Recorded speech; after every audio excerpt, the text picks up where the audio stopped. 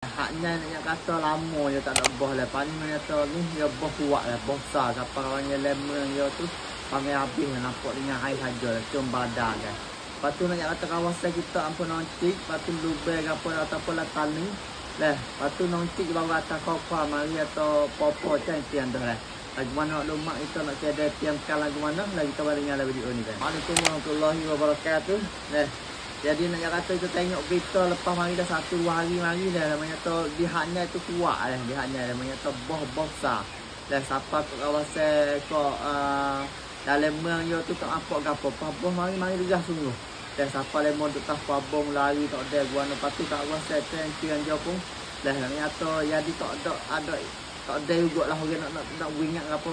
Begitulah lah kawasan hak kita wayak ni lah ampun noncik tu atas popo atas waktu mari dah lah atas popo mari dah maklumat untuk panggil pok kita kena ingat lah panggil kan runrang dah dia kata kan tiang pai kan runrang mana tu kita tak boleh buat balik dah.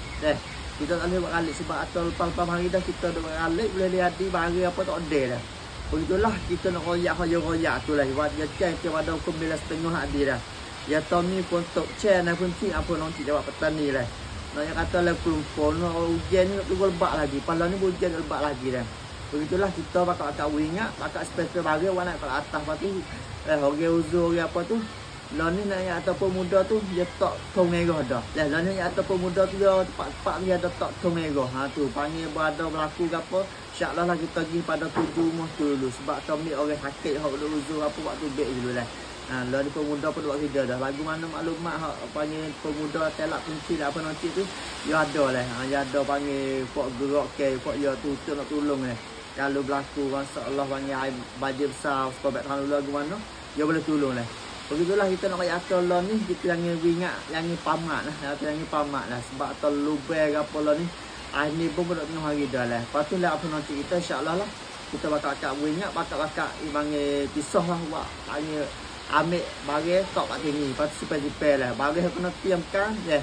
Bagi cak beg kalau terosak ke apa cak beg penuh dulu. Lepas tu bagi lilin bagi apa tu dia dah siap untuk bagi apa dah. Lepas tu kita bakal doa supaya lah hujan ni nak slow lepas tu selamat lah insyaAllah.